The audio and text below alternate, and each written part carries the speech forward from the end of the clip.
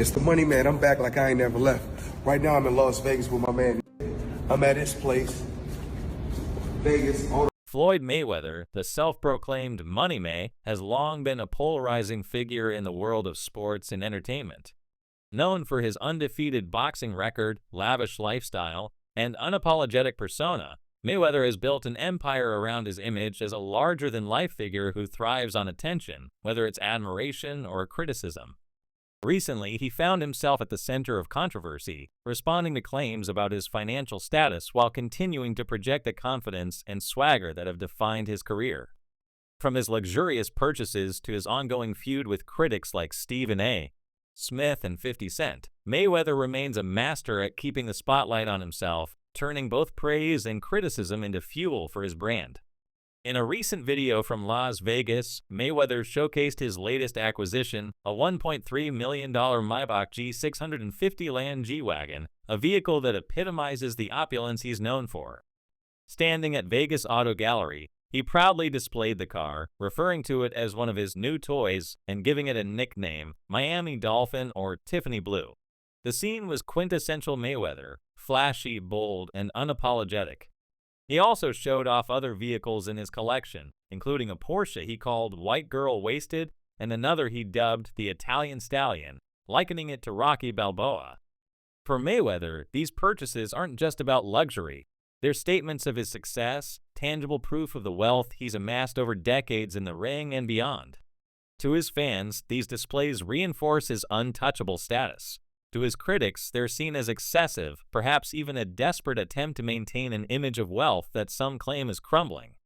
The rumors about Mayweather's financial status have been swirling for some time, with detractors questioning whether his fortune is as vast as he portrays.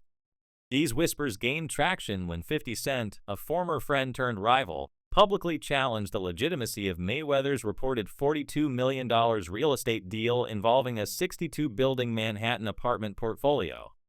50 Cent's comments, amplified by his massive social media following, suggested that the deal was either exaggerated or non-existent, casting doubt on Mayweather's claims of financial dominance.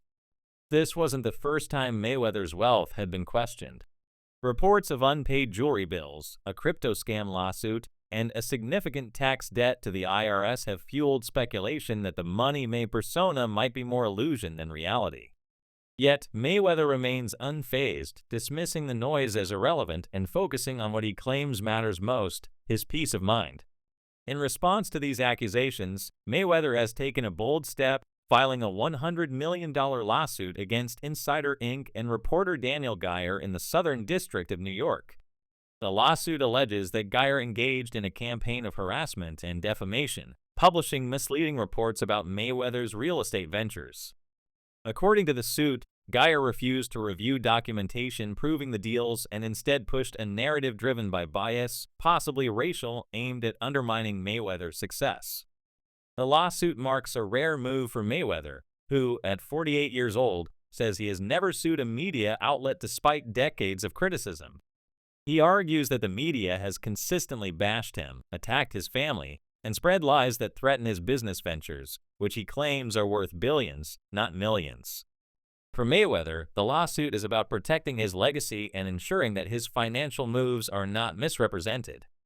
Mayweather's longtime associate, WAC 100, has also come to his defense, emphasizing that the scale of Mayweather's deals is often misunderstood. WAC clarified that in transactions as large as the $42 million property portfolio, it's common for the buyer's identity to remain hidden for legal and strategic reasons. He insisted that Mayweather is wealthy, far from broke, and unaffected by the rumors. WAC described Mayweather as someone who operates on a different level, where the opinions of critics are mere noise compared to the results he achieves. According to WAC, Mayweather's peace of mind is his greatest asset, a sentiment Mayweather himself echoed when addressing the bankruptcy claims. He stated, "You know where Floyd is rich at right now? His peace of mind." This focus on mental resilience underscores Mayweather's ability to tune out the negativity and stay focused on his goals. Mayweather's public image has always been a carefully crafted persona, one that thrives on duality. As he famously said, "Some people pay to see me win, some pay to see me lose, but they all pay." This philosophy has made him one of the most marketable athletes in history, turning his villainous character into a money-making machine. Whether fans love him or hate him, they're drawn to his fights, eager to see if the brash, undefeated champion will finally fall or continue to dominate.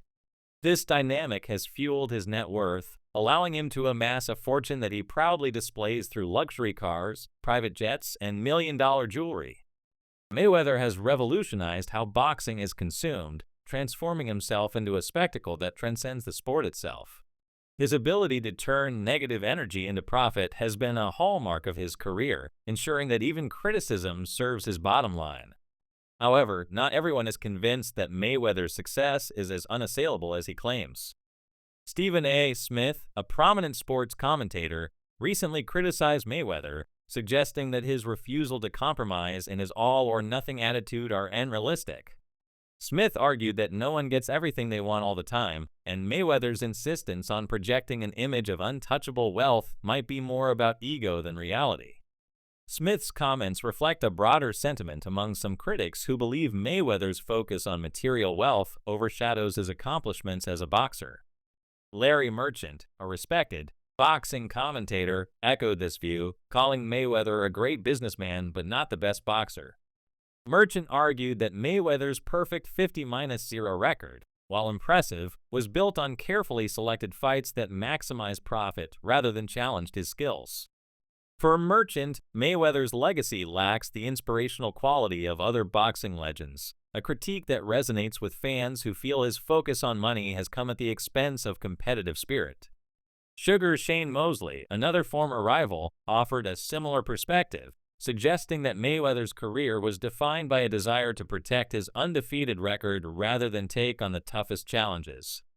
Mosley claimed that Mayweather strategically chose opponents at the right time, either past their prime or too young, to ensure victory, a tactic that preserved his zero but diminished his legacy in the eyes of some. Mosley acknowledged Mayweather's business acumen, noting that his approach allowed him to make enormous amounts of money, but argued that it may have killed boxing a little bit by prioritizing safety over competition. This criticism highlights a divide in how Mayweather is perceived, as a savvy entrepreneur who mastered the art of winning, or as a fighter who avoided risks to maintain an image of invincibility. The accusations against Mayweather have also taken on a racial dimension, with some supporters arguing that he's being unfairly targeted because of his background and success as a black man. They point to the media's scrutiny of his finances, the lawsuits, and the public doubts about his wealth as attempts to tear down a figure who has defied expectations. This narrative has sparked emotional reactions, with many defending Mayweather as a symbol of resilience and achievement in the face of systemic challenges. On the other hand, critics argue that Mayweather's own actions, his constant displays of wealth and refusal to address financial controversies directly, fuel the skepticism. They point to incidents like his IRS dispute, where he reportedly owed $18 million in taxes even after retiring, as evidence that his financial empire might not be as stable as he claims. Mayweather addressed this issue head-on, confirming he paid the debt and framing it as a testament to his wealth, stating, "Just imagine what I was paying when I was activated." For Mayweather, material wealth is more than just a status symbol. It's the core of his identity. When asked whether he'd choose winning world titles while being broke or making billions without titles, he admitted that the younger, pretty boy Floyd would have chosen titles, but the current money Mayweather prioritizes money. This evolution reflects his belief that financial dominance is the ultimate measure of success. His openness about this value system has drawn both admiration and criticism, with some praising his honesty and others decrying his materialism. Yet Mayweather remains steadfast, using his wealth to reinforce his brand and silence doubters. His recent purchases, like the Maybach G650, are not just indulgences, but strategic moves to keep the Money May persona alive. The ongoing debate about Mayweather's wealth and legacy underscores the complexity of his public image. To his supporters, he's a trailblazer who turned boxing into a global spectacle, leveraging his talent and charisma to build an empire. To his critics, he's a symbol of excess, whose obsession with money has overshadowed his athletic achievements and invited scrutiny. The truth likely lies somewhere in between. Mayweather's financial moves, like the $42 million real estate deal, may be legitimate but shrouded in the secrecy common to high-stakes transactions. His lawsuits and public feuds suggest a man fiercely protective of his reputation, unwilling to let detractors define his narrative.